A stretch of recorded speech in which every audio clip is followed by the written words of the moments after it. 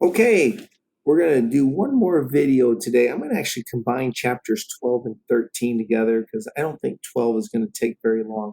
12 is about public relations, social media, and sponsorships. Chapter 13 is about professional selling. So I mentioned some of these things in the previous instructor video, but we'll review a little bit. Public relations. Okay, so we talked quite a bit about advertising, how that's aimed at a broader market. It's paid for. The message is driven by the company. It's kind of not really that personal. Sales promotions are those short-term incentives where we're trying to get people to buy something now. Give them a limited time offer. Try and entice them with an extra, you know, 4 candy bars for the price of three, that kind of thing. So now we jump over to public relations. And what's different about this compared to the other two is that most public relations is not focused on product. It's really focused more on the company and the company's reputation. And usually we don't use public relations a whole lot to try and sell products. We're really just trying to bolster our image.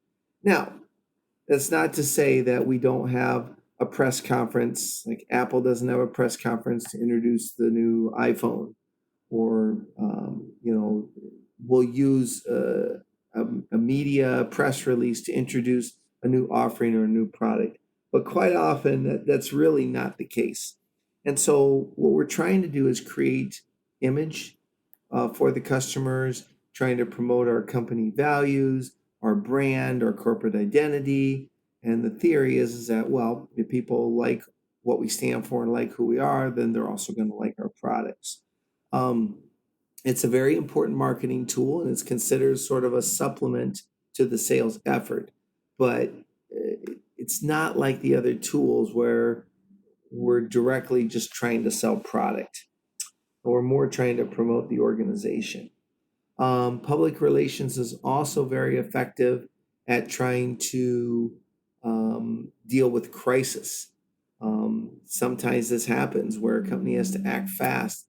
Maybe an employee did something that resulted in somebody dying of poisoning, or something tragic's happened. So we use public relations to try to diffuse problems, help restore confidence that's been shaken, and things like that. In terms of public relations, we can do it internally with our own communication and PR people. Sometimes companies will go to external firms who specialize in public relations. So you see companies using both of those. Types of things that you would see that would fall under public relations would be like a company's annual report. Okay, it sounds like a boring financial report, but and if you look at an annual report, it'll tell you a lot of things about what the company's doing. It'll give you their outlook for the future, help convey the personality of the organization. I mean, it's a great tool that goes to all the stockholders, and then of course to analysts and to the public. And this is a very effective and powerful tool. Press conferences, of course. Social media. Certainly can be used for public relations, but it's also used for advertising too. So that kind of crosses both lines. Speeches that might be made by company executives, podcasts that the company may sponsor or regularly do, those would all be public relations as well. Sponsorships. Okay, we talked about that a little bit too. When a company sponsors an event, they're just trying to, excuse me, uh, align with some cause, some value. Um, M&M's for a long time has been a sponsor of the Special Olympics. So if you think that's a really nice thing, corporate social responsibility thing for M&M's to do to support those events, they do it. And there might be people that say, yeah, should buy more of those candies because they're doing good things out there. The NFL for a long time has had an affiliation with the United Way. So, do they have to sell tickets? Maybe not, but they're certainly trying to enhance their image as a community partner and interested in helping communities because which makes sense because it's communities that's watching them on TV and buying tickets to go to the games and everything like that. Product placement also came up in the chapter as a tool for public relations. And I guess it makes sense because I'm not sure where else it would fit. Arguably, you could say it might be advertising too, but we're all familiar with product placement. You know, you're watching a TV show or a movie and you see a product in there, a can of Pepsi or a can of Coke or, pizza getting delivered from Pizza Hut or maybe, James Bond's driving whatever he drives, Aston Martin or something like that. So quite often, products that you see show up in media, it's by design, and people see the product. A lot of times with the commercials, we get turned off, so we'll leave the room or we'll zip forward with our remote control.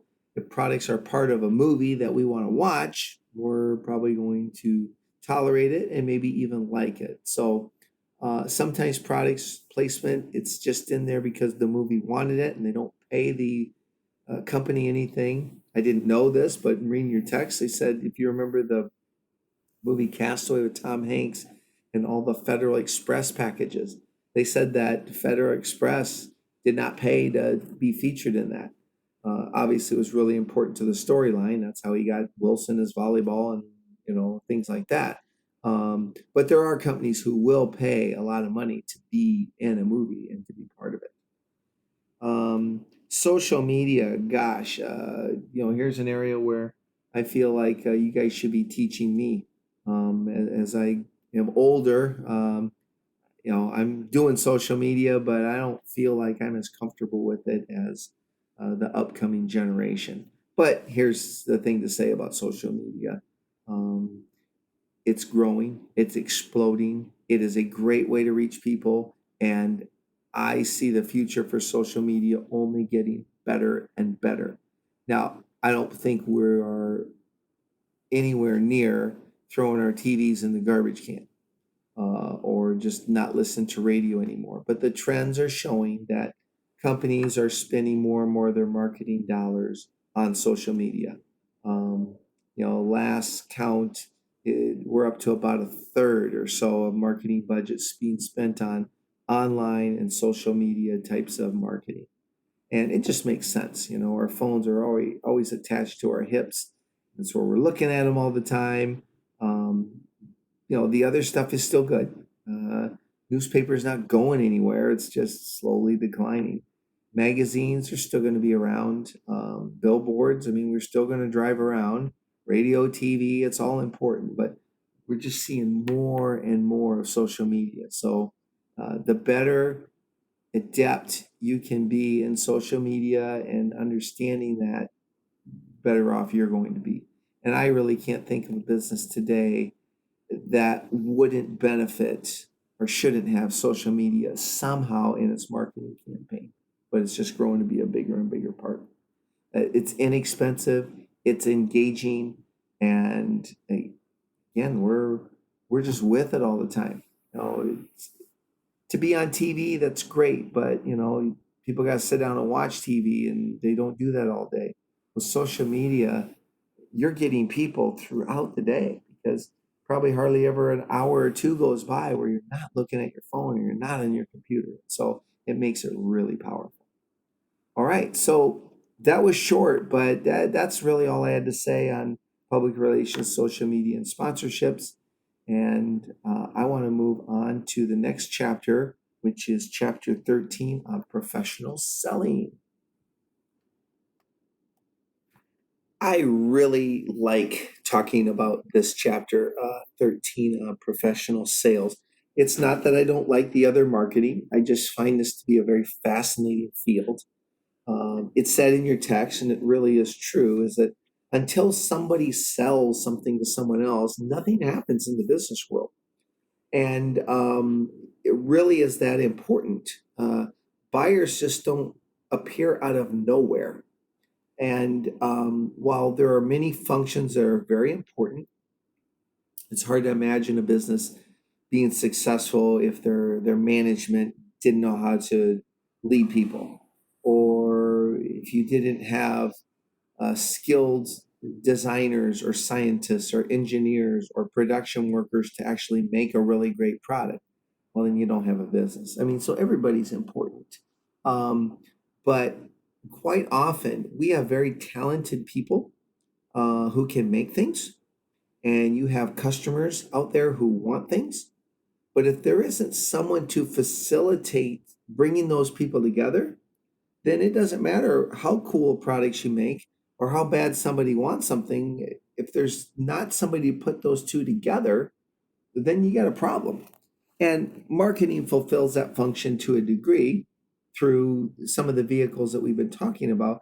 And sales is part of marketing. So I don't mean to separate them, but it's a special type of marketing, and it's where the relationships happen. And this is where the human being gets involved, and we're one on one, might be one on a group of people talking. But whereas I think of marketing as putting together communication and messaging, which is good, but salespeople, this is actually talking, listening, trying to sort through and work things out, and just kind of an interactive type of marketing. Whereas a lot of other marketing tends to be kind of one way. Company sends out a message, consumer likes it, they respond by buying, or they could respond by asking more questions or whatever. But quite often in marketing, you get this message. If it hits you, great, you buy it. If it doesn't, you move on to the next one. Whereas in sales, you have a chance to kind of recover. As long as the person doesn't slam the door in your face, you can keep talking to them. And if as long as you don't give up and you keep working, you got a good chance at getting your business. But so when we talk about sales, what we're talking about is we're talking about initiating relationships. We're talking about developing relationships. We're talking about maintaining relationships. It's the whole process. And we started at St. Ambrose a sales program about 4 years ago, and it's going really well. And if you guys talk to some of your classmates who've taken it, I think you'll hear from them that they really like what's going on in there. And I guess I would also put a plug in for this class. It's Sales 235, Sales Principles. And I would encourage every student to take this class. Not to say that you're going to be a salesperson, you might not. But the things that you learn in this class, just on how to present yourself, how to articulate ideas, how to better listen to other people and solve their problems. These are skills that are going to benefit you your entire life, and no matter what job you're in. And actually, there's a gentleman by the name of Daniel Pink wrote a book called To Sell as Human. One of the things that he says is that we're all in sales. And to a degree, it's kind of true. And if you think about it, even if that isn't your official job, you're always selling somebody on something, right? An idea. You're selling your parents on why they should buy you a new car. You're selling your date as to why he or she should go out with you. You might be selling your boss on why your idea is good or why you should be able to take Friday afternoon off. Uh, you're selling your subordinates on why they should work hard for you and get this project done before the end of the day. You're selling your friends on why you guys should go out for pizza tonight instead of Mexican food. And so, in a way, you can think of sales as influence. Now, from a professional selling standpoint, of course, we're talking about a job where you are out there selling services or products for your company. Something you might find kind of interesting is that 60% of all business majors get their first job in sales, and 80% of all marketing majors get their first job in sales. And that's a lot. And so, it pays, and it's helpful to have some skills in how to sell. Now, a couple of things I want to put out there. One, sales is a good and noble profession. Quite often we see portrayed in the media, or just sort of what you hear, like, why would I be a salesperson? Don't need a college degree to do that. Or I didn't go to college to be a salesperson.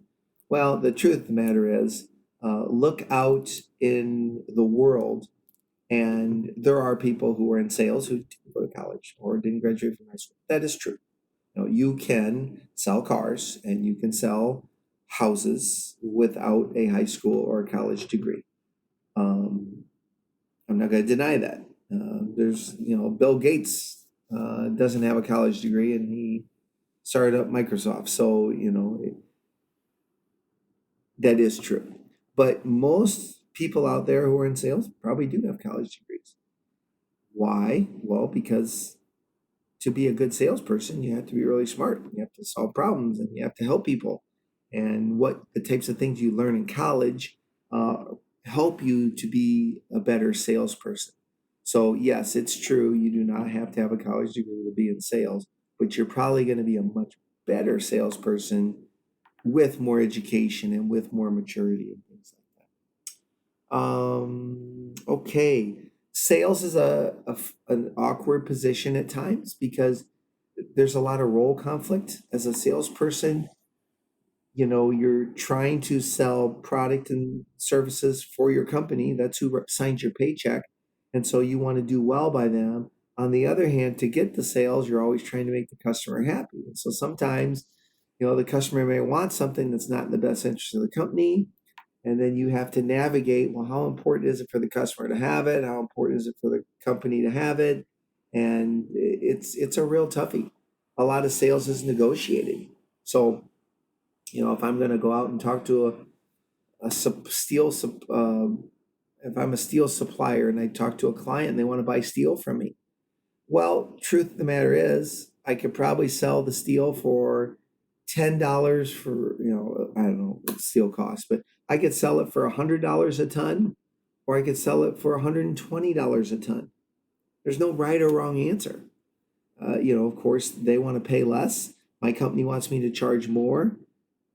I'm up against competition. So there really is no magic price, is there? So that makes it kind of hard. You want to take care of your customers, but you also want to take care of your company and yourself. And so salespeople go through a lot of soul searching. Am I doing the right thing? Because the rules aren't so set in stone, sort of like, they are in accounting. I mean, there's really one way to prepare the financial report, the way the company wants it, and you do it right, and boom, it's done.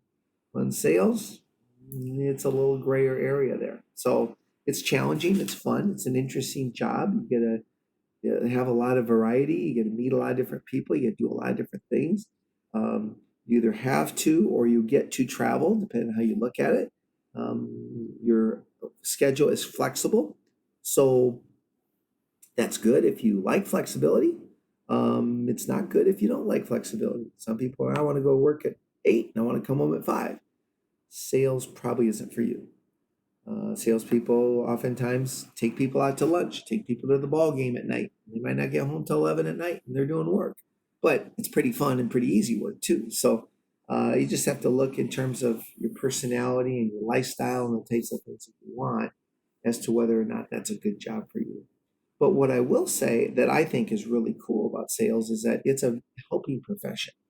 Salespeople, the good ones, they solve people's problems.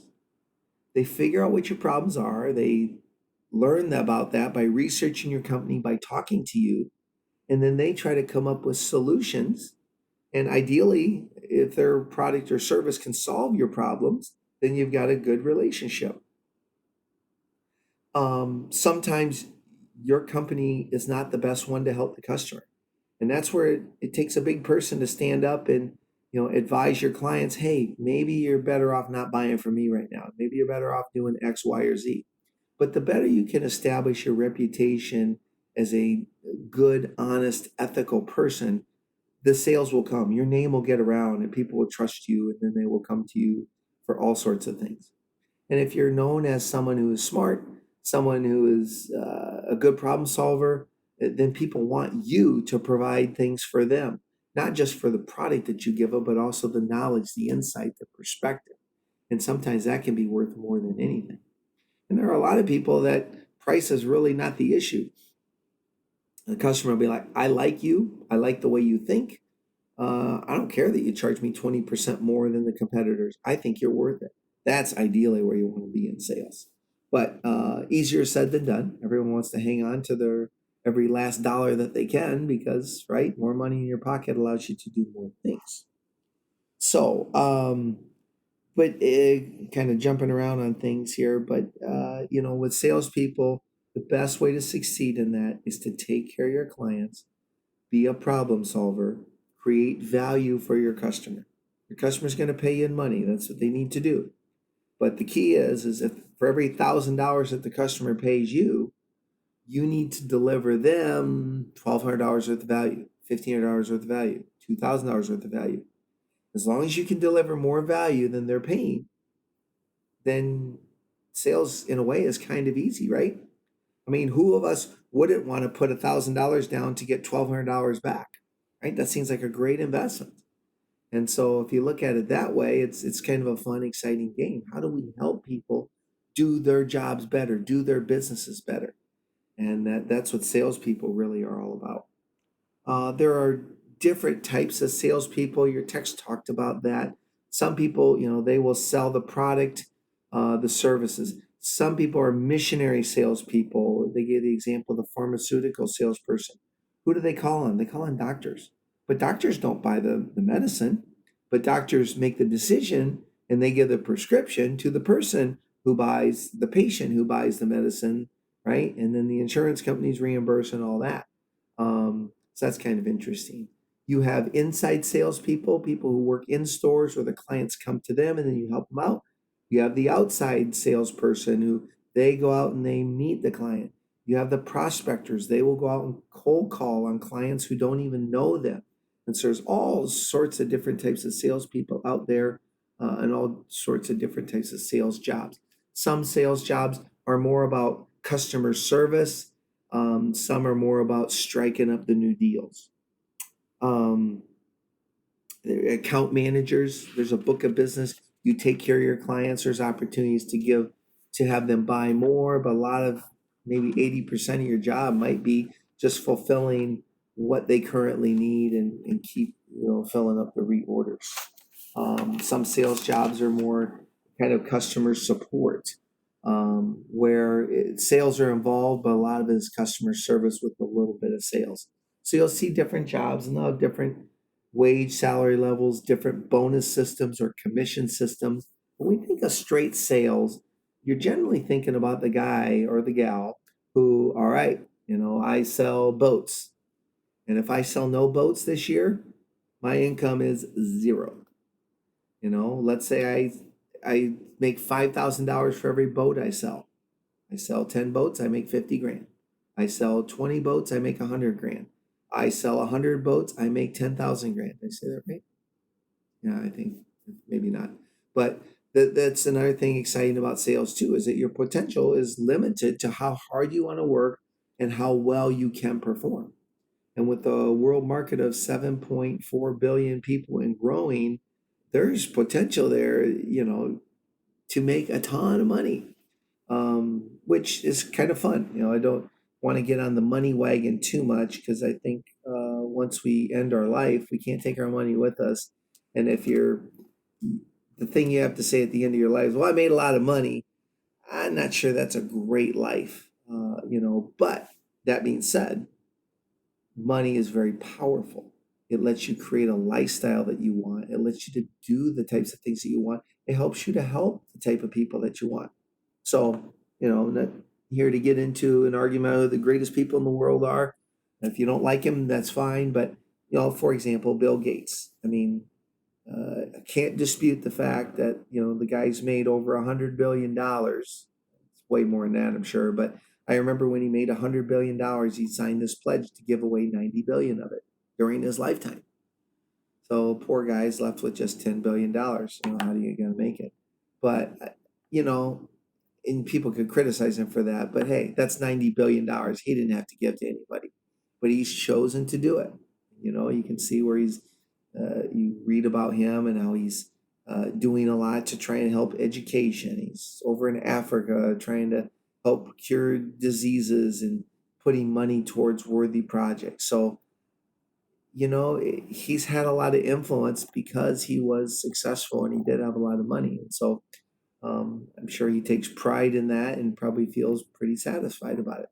So anyway, think about what you like to do in life. If most things Many things cost money. Not everything. If you like to go camping, you don't really need a lot of money to do that. But if you like to go to beach resorts, you like to ski in the mountains, you like to drive big cars, you like to have nice big homes, you like to donate to charities. It's like money helps with some of that stuff. Sales is a job that if you're good at it, you can make a lot of money and you can kind of do some of those things. But off the money train here, but I just wanted to tell you about that. Um, a term that often comes up in sales, and I haven't said it yet, but I've been alluding to it, is what we call consultative selling. And essentially, it's going to this problem solving approach. And that's what the salesperson is supposed to do. They are supposed to help solve their clients' problems. And so they're, not just an order taker, like how many of green ones do you want, Jim? It's like, what's your problem? And, what are your future concerns? And how do we put together a solution, which may include our products or services, to make sure that you can accomplish your goals? And so the better you can be at being a consultant, consultative seller, you're going to have those long relationships too. Another thing that I think is really cool about the sales field is that the way to succeed is there is a process. And what that means is that just about anyone can be successful in sales. Now, some people will say, no way, you're either born into sales or you're not. That's not true. There is a process. If you follow that process, you can be successful in sales. It may take a little bit longer, but the process works. And so essentially, the text talks about a process, right? So the general process in sales is we have to find prospects. So these are potential people that we might be able to sell to. Okay, great. Once you've identified those people, then you need to screen them to see if they're. I guess maybe where we start is you can start with the whole world, right?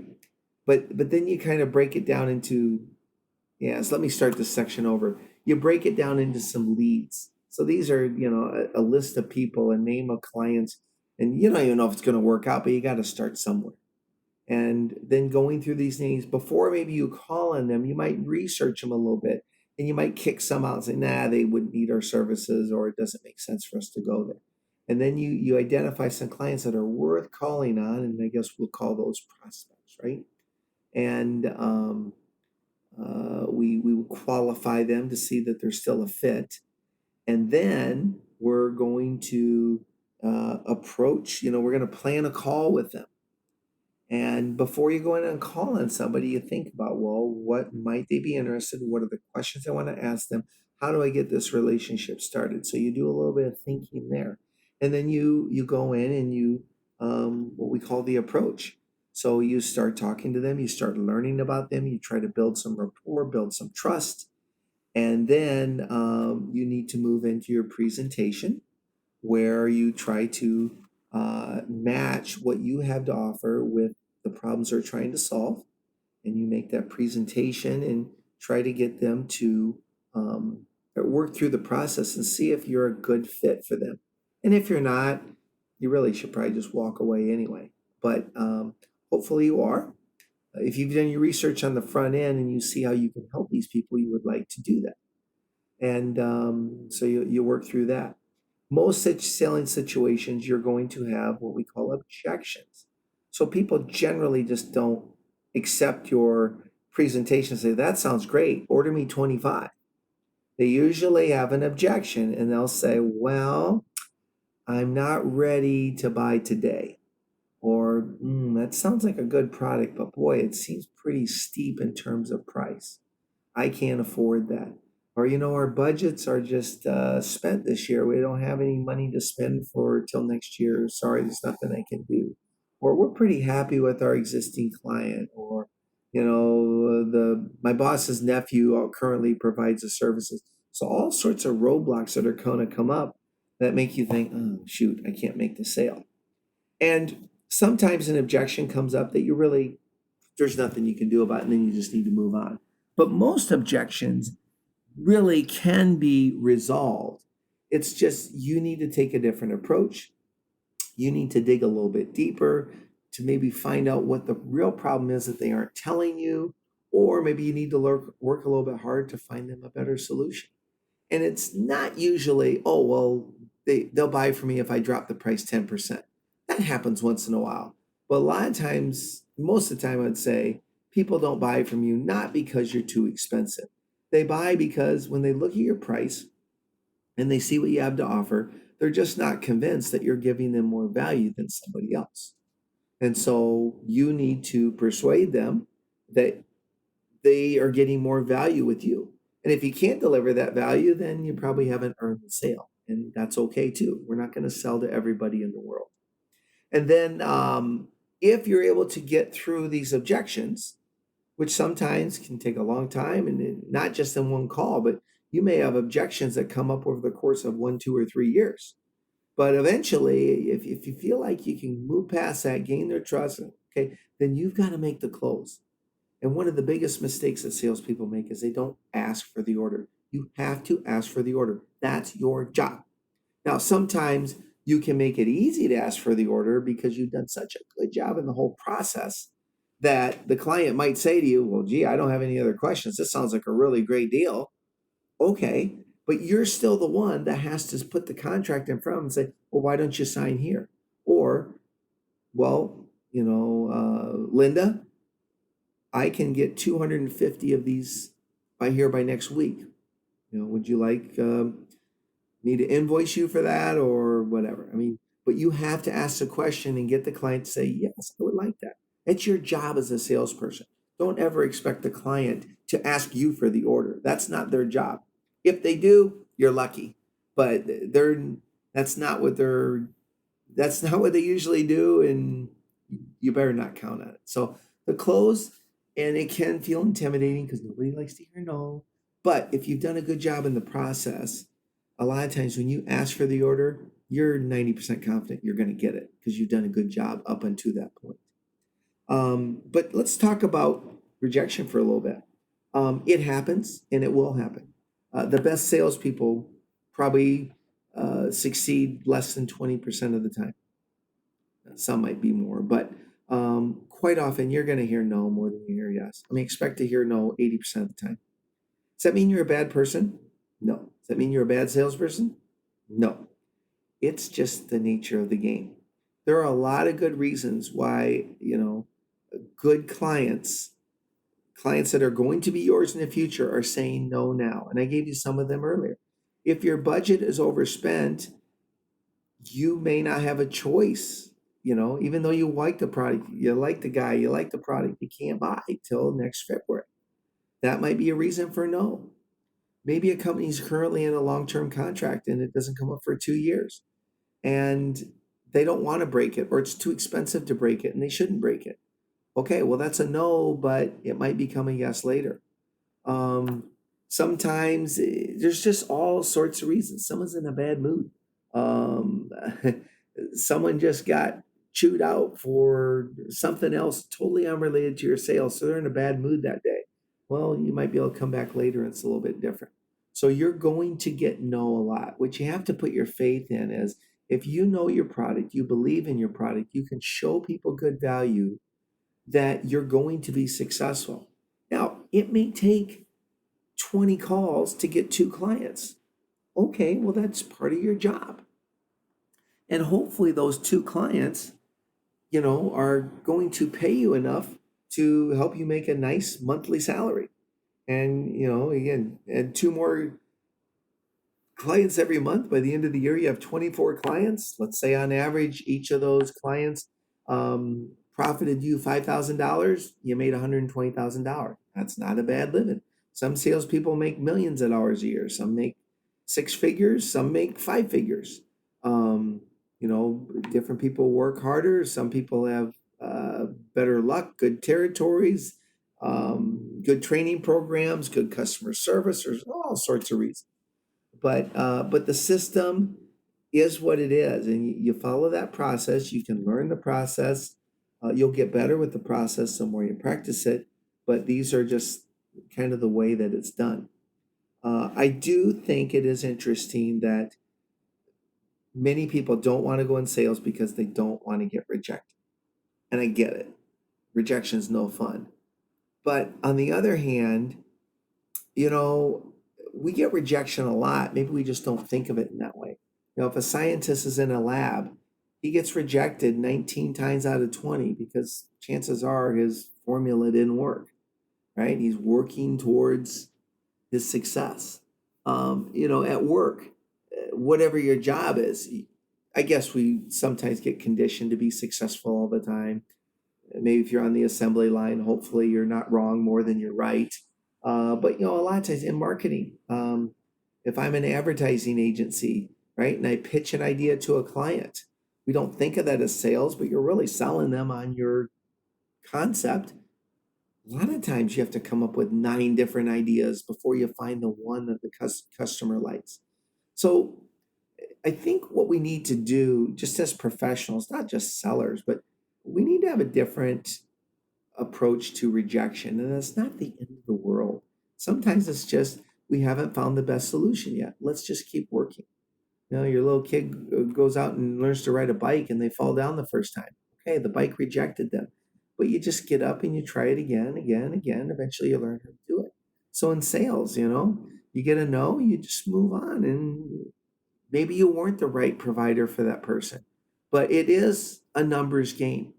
And sometimes in sales, you will work really hard to get a deal and you feel like you did all the right things and you have some bad fortune, you don't get the deal. Other times, things will just fall in your lap. Like, where did this guy come from? Maybe it's somebody just calls in and says, "Hey, I have a client. I was talking to him about some things. He said you were really good. So I was wondering if you could help me out too."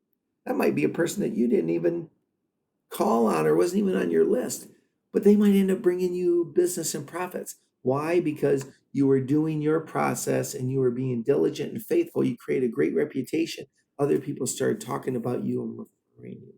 So good things happen in sales that maybe we don't deserve. And sometimes, yeah, and bad things may happen that we don't deserve. Good things happen that we don't deserve. But it is a process. It is a numbers game. You want quality with those numbers, but you do want to make sure that you follow the process.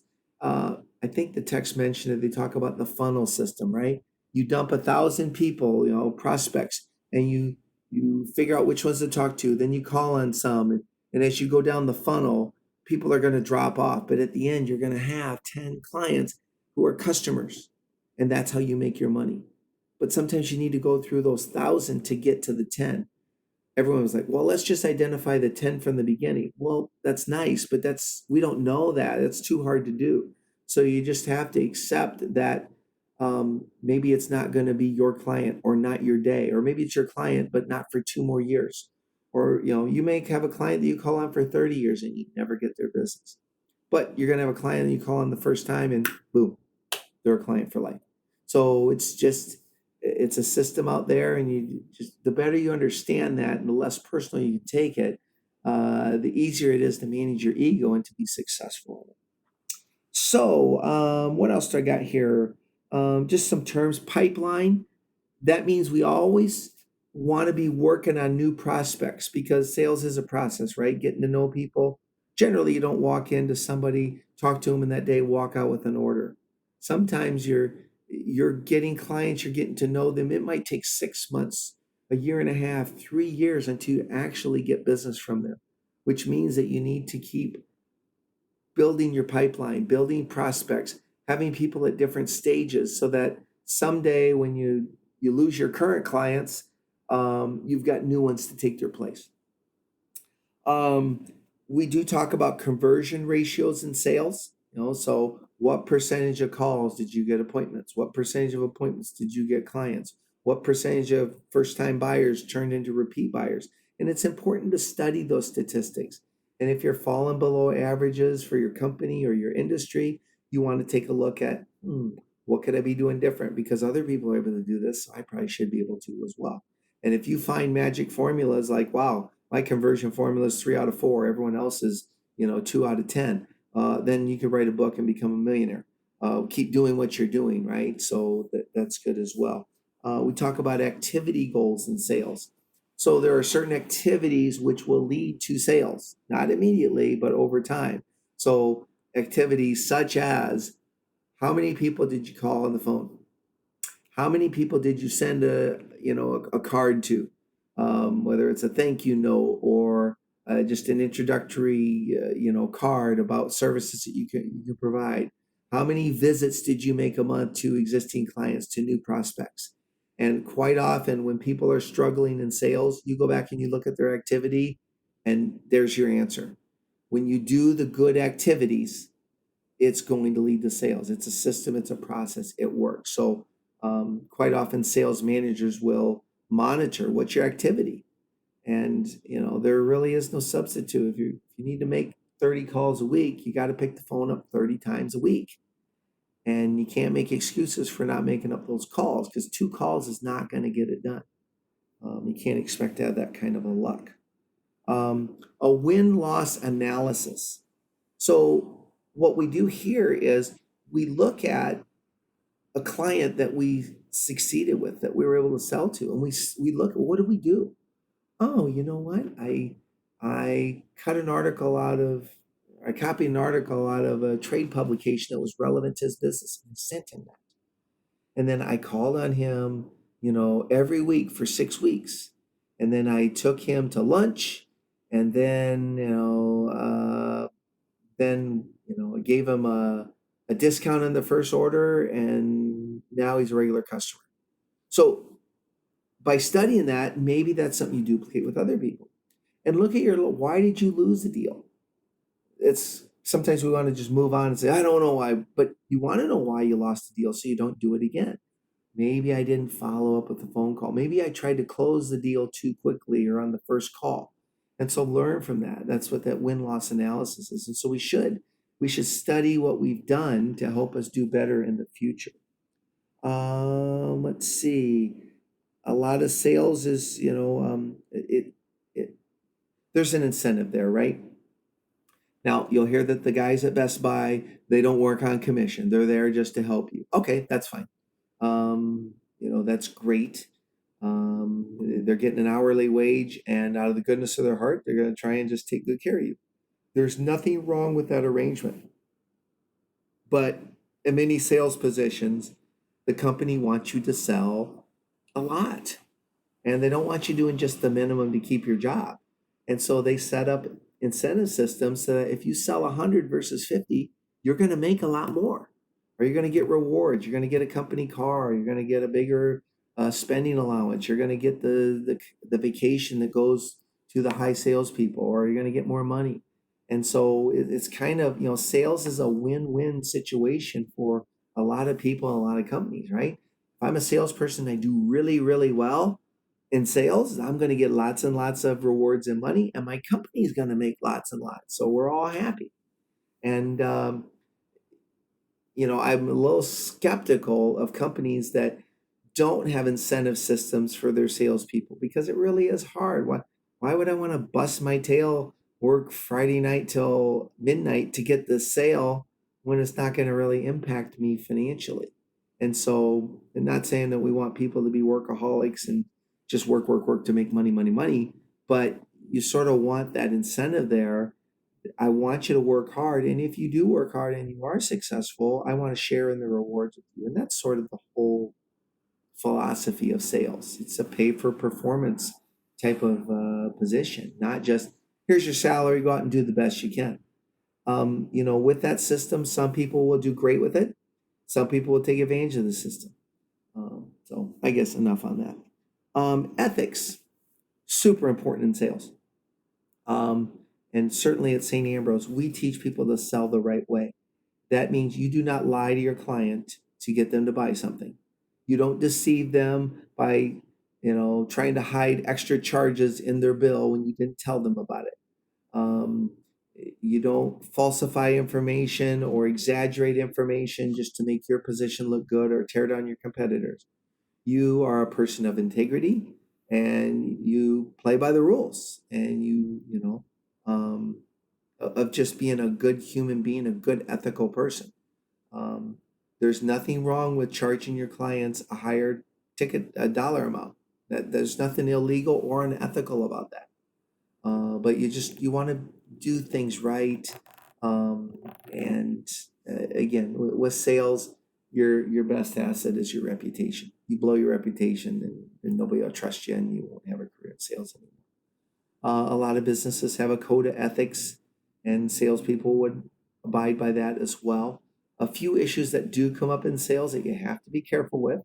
You know, kind of a nice temptation to have, but if you're working for a client and they want to buy you lots of nice things and treat you to things because you're their salesperson, it gets a little hard because again, are they trying to buy you off by giving you all these nice things? Are they looking for you to try to give them a little extra price break?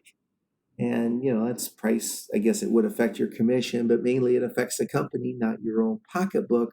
So we got to be careful on stuff like that. I mean, some companies, with their employees and their salespeople, they'll say, listen, you cannot get gifts from your clients, anything over $10, $25, $100, because we just don't want that temptation there.